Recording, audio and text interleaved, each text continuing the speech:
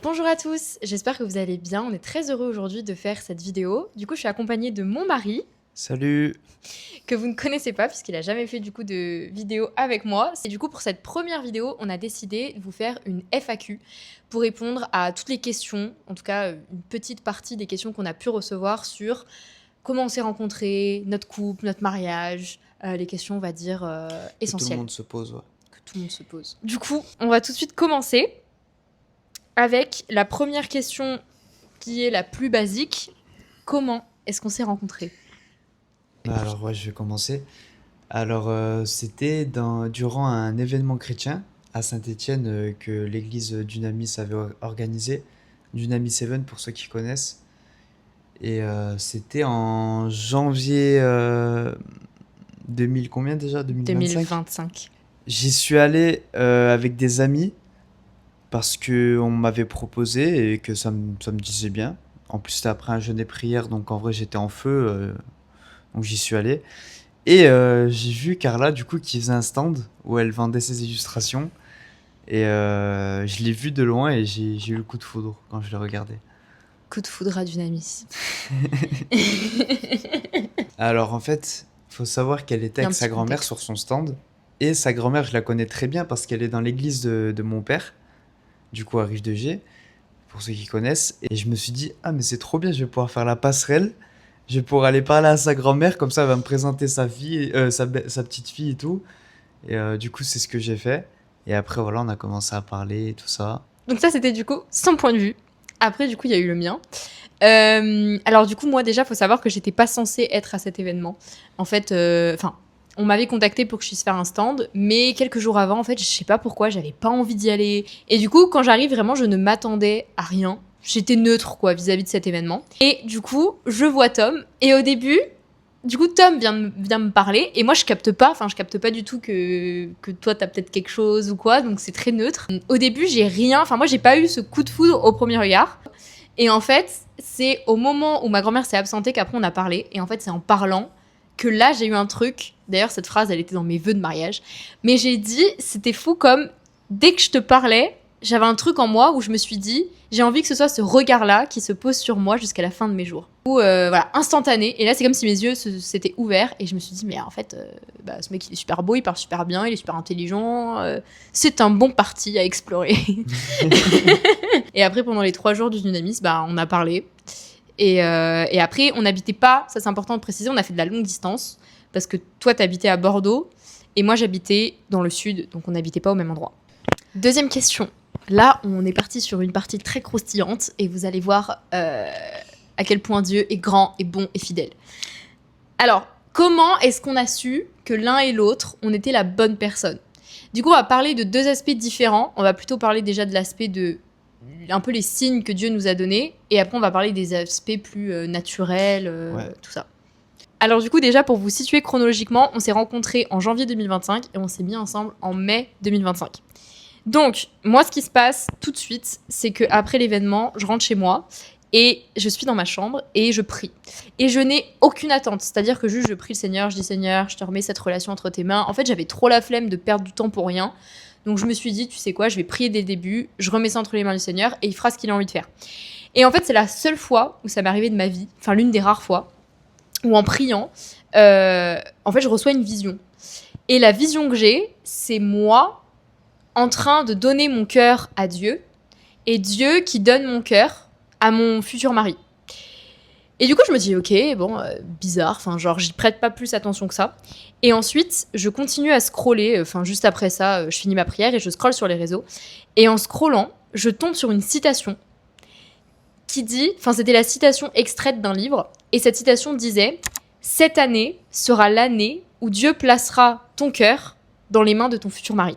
Et donc, gardez bien ça dans un coin de votre tête, parce que c'est un peu le signe qui va boucler la boucle, en gros.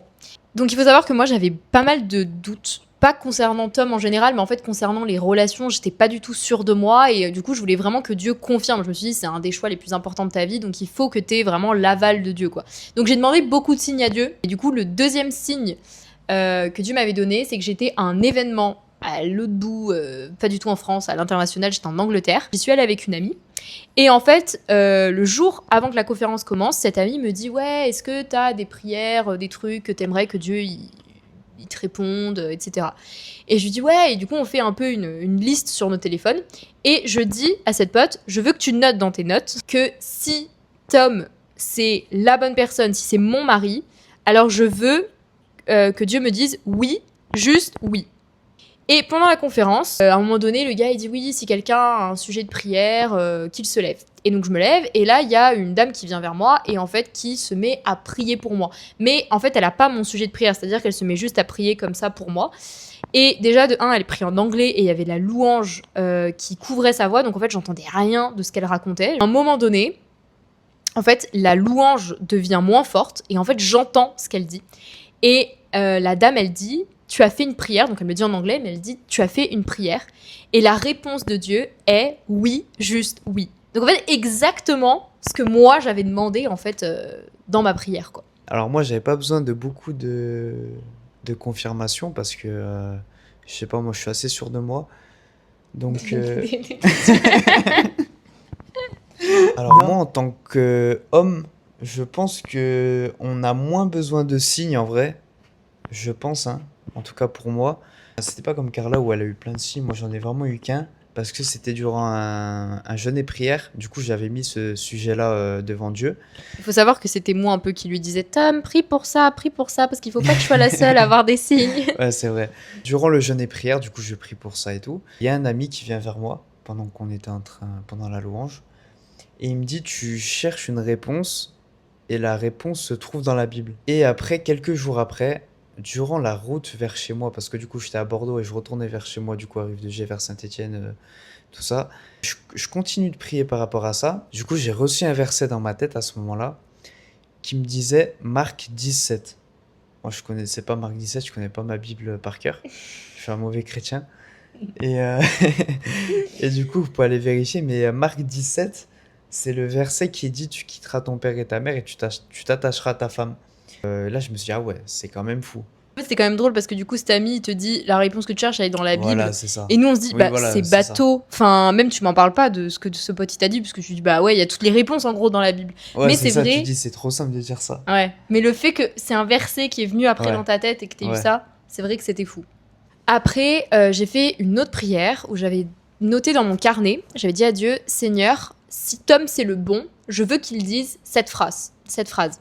Et la phrase, c'était je veux être un homme selon le cœur de Dieu. Et c'est un peu compliqué, mais c'est juste que à chaque fois que je priais par rapport à Tom, en fait, Dieu il me parlait de ouf par rapport à David dans la Bible. Et je note ça dans mon carnet. Et du coup, un jour, on est au téléphone, on est en train de parler. Et tu me lâches comme ça hyper simplement. Ouais, bah moi, j'aimerais bien être un homme selon le cœur de Dieu, quoi, finalement. Et du coup, sur le coup, en plus, j'ai même pas prêté attention. Et 2 secondes après, j'étais en mode oh genre, t'as dit la phrase que j'avais dite à Dieu, quoi. Et on arrive au signe final, le big boss. Je suis dans un musée avec une amie. Et en fait, je sais pas, juste je regarde les œuvres d'art, tout ça. Et puis, à un moment donné, je me pose sur mon téléphone. Et je retombe sur cette photo dont je vous ai parlé du coup au début. Et puis moi, je suis hyper nostalgique. Je me dis, ah, trop beau, c'était le premier signe que j'ai eu et tout. Et en fait, comme vous avez pu le voir sur la photo, il y a une date en fait en haut de la page. Et c'est parce qu'en fait, c'est un livre. Tu sais, vous savez, c'est des livres dévotionnels. Donc du coup, chaque jour, tu as une citation. Et là, il y avait écrit que c'était le jour 148. Et en fait, là, tout de suite, j'ai un truc. Donc pour moi, c'est un peu le Saint-Esprit qui me dit, va regarder. C'est quoi le 148e jour de 365 ? Je demande à Chat, et Chat me dit, bah le 147e jour, c'est le 28 mai. Et du coup, c'est exactement le jour, la date où on s'est mis ensemble. Et du coup, j'ai trouvé ça dingue. Enfin, sur le coup, moi, j'étais tétanisée. Je me suis dit, mais comment c'est possible sur les 365 jours que ce soit ce jour-là, tu vois ? Puis pour moi, c'était prophétique, parce que je tombe sur cette citation, c'est pile le jour où on s'est mis ensemble. Enfin, la probabilité, elle est hyper faible, quoi. Après, comment est-ce que de façon plus naturelle, on a su qu'on était faits l'un pour l'autre ? Ouais, sans parler de spirituel en vrai, parce que je pense qu'il faut trouver un équilibre, hein. Juste quand je t'avais présenté à mes proches, donc ma famille, mes amis, tout ça, tout le monde t'avait validé, personne n'a trouvé quelque chose de bizarre, enfin tout le monde t'avait aimé, tout ça. Mm. Donc ça c'est aussi un très très gros signe, tu vois, parce que si Ouais. tu présentes quelqu'un et tout le monde se dit bah il y a un problème, bah c'est qu'il y a un problème, Ouais. tu vois. Et puis après, il y avait aussi des choses naturelles, c'est-à-dire que moi, je voyais que dans le caractère de Tom, bah, tout son caractère, ou la plupart de son caractère me plaisait. Je me disais, on est compatibles, on a les mêmes valeurs. On a beaucoup parlé aussi de trucs très terre-à-terre, quoi. Comment est-ce qu'on voyait la vie, nos valeurs, comment est-ce qu'on se projetait dans l'avenir. Enfin, Des choses banales, en fait. ouais, Tu des vois, choses banales et qui pourtant ne le sont pas parce que tu vas vivre avec la personne, donc c'est important Mm. d'être assez aligné là-dessus. Ce qu'on veut dire par là, c'est que c'est important de pas tout spiritualiser, d'avoir vraiment un bon équilibre. Ne pas se mettre avec quelqu'un juste parce qu'on a cru voir un signe ou quoi. En fait, c'est qu'il y a des critères essentiels, il faut un peu tout cocher. C'est-à-dire que si la personne, juste sur le plan spirituel, ça va, mais sur tous les autres plans, c'est la cata. En fait, c'est de l'équilibre. Voilà. Vraiment, c'est juste de C'est- l'équilibre. C'est ni plus ni moins. Et il y a un truc aussi qui était fou quand on s'est rencontrés, c'est qu'en fait, sa mère était la voisine de mon père et son père était à l'école. Ah non, c'était le voisin de ma mère aussi. Ouais. C'est fou quand même. Ça, elle habite à Antibes, moi j'habite à Bordeaux à ce moment-là. On se retrouve à Saint-Étienne. J'ai le coup de foudre alors que je la connais pas. Et je découvre qu'en fait, enfin, je découvre tout ça et c'était fou quoi. Ouais, c'est vrai que c'était fou. Puis en plus, un petit truc qui était super drôle, c'est que je me souviens qu'un jour, moi, j'ai dit à mon père, je ne veux pas, enfin, depuis toute petite, je dis, je ne veux pas me marier à un Sicilien. C'est vraiment le seul truc que je dis. Et un jour, je parle de ça avec mon père, et mon père, il rigole, et il me dit cette phrase, tu verras, peut-être que Dieu, il est en train de rigoler là-haut, parce qu'il sait que tu vas marier un Sicilien. Et c'était le rêve de mon père, que je marie un Sicilien. Et du coup, c'est très drôle, parce que quand je rencontre Tom, et que ma grand-mère me parle de lui, elle me dit, ah, mais tu sais pas, en plus, Tom est Sicilien, comme nous. Et là, j'ai explosé de rire, parce que je me suis fait intérieurement, parce que je me suis dit, mais la seule origine que je veux pas, bah je l'ai. Finalement, je suis très heureuse qu'il soit sicilien, mais voilà, c'était marrant. Est-ce que vous aviez des doutes concernant votre partenaire, si c'est vraiment la bonne personne ou pas? Alors, je pense que si t'as pas de doute, enfin, c'est bizarre. Il n'y a aucune relation où ça commence et il y a aucun doute, ça y est, on va se marier demain, quoi. Moi, pour ma part, ouais, j'ai eu des doutes. Je trouvais que Carla était trop, pas trop spirituelle, mais elle en faisait trop, en fait, par rapport à ça. En fait, un peu de TTS. Pour moi, en fait, je me suis beaucoup informée via des podcasts, tout ça. En fait, je voulais être hyper informée sur le couple. Et du coup, tous les podcasts que je regardais, t'avais des couples qui disaient oui, il faut tout le temps prier ensemble, il faut tout le temps lire sa Bible ensemble. Vraiment, faire des trucs spirituels tout le temps à C'est deux. ça. En fait, moi, je suis pas du tout comme ça. J'ai regardé aucun podcast. J'ai rien regardé du tout. Moi, je suis vraiment, j'arrive comme je suis, quoi. Et juste, on vit normal, quoi. Mais Donc, en fait, c'était pas forcément mauvais, en fait, ce que le fond. C'est-à-dire qu'en oui, soi, attention, voilà, oui, c'est pas du tout il mauvais. faut prier, il faut lire la Bible ensemble. Mais c'est que moi, je mettais trop de pression sur Tom. C'est ça. Et moi, en fait, j'étais pas du tout comme ça. Du coup, je voyais ça, je me disais, mais moi, je suis pas du tout comme ça. Je veux pas être comme ça. C'est trop. Enfin, quand je dis que c'est trop, c'est que vraiment, je voyais ça comme du forcing, en fait. Je me disais, c'est pas. Ça vient pas de moi. Vous voyez ce que je veux dire? C'est pas. C'est superficiel. Voilà, c'est superficiel. C'est vraiment pour faire genre, comme sur les vidéos, quoi, on lit notre Bible ensemble. Et moi, je suis pas du tout comme ça, donc vraiment, C'est ça vrai. m'avait refroidi. Et moi, après, au niveau des doutes, bah pareil, c'était des doutes naturels en fait. C'est que je pense, moi, j'étais très craintive de faire, comme je l'ai dit, le mauvais choix. Et du coup, j'arrêtais pas tout le temps de demander des signes à Dieu. Comme vous avez vu, j'en ai beaucoup, beaucoup demandé. Et je pense pas que c'était mal. Je pense que Dieu nous donne à la hauteur de notre foi. Et moi, je pense qu'à ce moment-là, j'avais besoin que ma foi soit renforcée et que Dieu me donne des confirmations. C'est pour ça que je tiens aussi à préciser que notre couple, il est spécifique. C'est-à-dire que c'est pas parce que vous n'avez pas eu de signe de la part de Dieu que votre couple, il n'est pas validé par le Seigneur. Bien C'est sûr. juste que nous, C'est enfin selon moi, les besoins. voilà, c'est selon les besoins. Moi, j'avais vraiment besoin d'être confirmée là-dedans et pour moi, c'était important d'en avoir. D'ailleurs, on le voit avec Tom. Toi, t'avais pas vraiment besoin d'avoir de signes et tout parce que tu t'es dit, Je sais pas, moi, je suis assez sûr de moi. t'avais pas besoin de plus, quoi. Non, Tu t'es- j'avais pas besoin de plus. Voilà. Et finalement, je pense que ces doutes, ils étaient bien parce que, en fait, maintenant, on peut plus douter qu'on ait fait l'un pour l'autre, tu Ouais, vois. puis ça a permis aussi de nous remettre en question sur des choses. Mhm. Par exemple, moi, je t'ai parlé, enfin, je t'ai évoqué mes doutes, toi, tu m'as évoqué les tiens. Et on a pu, du coup, un peu se réguler, si je peux dire ça comme Ouais. ça, tu vois. Ensuite, comment se sont passées nos fiançailles et quels ont été nos plus grands défis? Alors, durant les fiançailles, Donc déjà, on s'est fiancés ouais, en novembre. en novembre, c'est ça, Le 8 début novembre. novembre. Donc, concernant la période des fiançailles, je pense que le plus dur, ça a été, comme beaucoup, parce qu'on a parlé à beaucoup de gens, du coup, à des amis qui sont mariés et tout ça, c'est vraiment la pureté et le physique. En fait, il n'y a plus cette distance qu'on avait avant. Puis aussi, ça dépend les choix que vous faites. Si vous faites le choix de vous embrasser, par exemple, avant le mariage ou vous retrouvez dans certaines situations, pardon, et ben ça peut être compliqué après pour la suite quand vous êtes fiancés. Voilà, parce qu'on sait qu'on va se marier, et ben du coup, on se sent plus libre de franchir C'est certaines ça. limites, On parce se qu'on se... permet de franchir certaines limites Voilà, parce qu'on se dit on va la marier de toute manière, donc voilà. Et on dit pas forcément du coup que c'est bien, de toute façon, on fera une vidéo vraiment par rapport, je pense, au sujet de la ouais. pureté, comment nous, est-ce qu'on l'a vécu, les barrières qu'on a mis, tout ça, enfin, on en discutera plus en détail, parce que là, c'est trop court. Mais ça a été, je pense, ouais, le plus gros challenge qu'on a Comme eu, tout le monde, comme tout le parce monde. que c'est Ça, c'est normal. important de le dire, Et par contre. ouais, Et c'est même pas c'est normal. normal. Moi, quelqu'un qui me dit j'ai pas du tout lutté pendant mes fiançailles ou tout court physiquement, bah, c'est qu'il y a un problème. Enfin, Mm. faut lutter physiquement. C'est pas bien. Enfin, dans le sens où on le souhaite à personne, mais en même temps, si ça vous arrive pas, c'est qu'il y a un problème. Voilà, c'est ça. Donc voilà. Après, dans la globalité, on a quand même bien aimé nos fiançailles, mais on avoue, on pense que c'est pas une saison qui nous a vraiment plu. En C'est fait, pas ma saison préférée de toute ma vie, quoi. non, en fait, c'était une saison où du coup, ça devenait super dur avec la tentation. Du coup, nous, on a Ouais, vu vraiment un vrai ouais. switch. Avant, pendant le dating, c'était pas très compliqué. Puis il y avait d'autres problèmes personnels en Ouais, vrai. on a eu beaucoup de challenges avant le mariage Ouais. aussi personnels qui ont été compliqués. Puis il y avait la préparation du mariage. Ça Ouais, s'est un peu acharné sur nous à ce moment-là. ouais, ça s'est un peu acharné sur nous. Ouais. Après, apparemment, hein, ça s'acharne sur tout le monde avant le mariage. On pourrait penser que le mariage en moins d'un an et demi est rapide. Pourquoi ce choix? Alors moi déjà, j'ai toujours voulu me marier jeune, parce que j'ai toujours vu ça dans ma vie. Que ce soit mes parents, ils se sont mariés jeunes, puis beaucoup de proches aussi, des amis, ils se sont mariés jeunes. Donc pour moi, c'était un peu, pas un idéal, mais un peu la normalité en vrai, de se marier jeune. C'était un peu dans ma culture.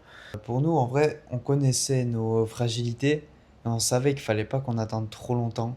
Parce que déjà, il y a la tentation et voilà, ça fait plus de temps pour tomber, quoi. Mm, Donc autant se marier alors qu'on savait que c'était... En fait, dans tous les cas, on savait qu'on allait se marier. mm, Et on pouvait le faire aussi, il faut le dire. mm. On pouvait le faire, donc on s'est dit, bah viens, on se marie maintenant.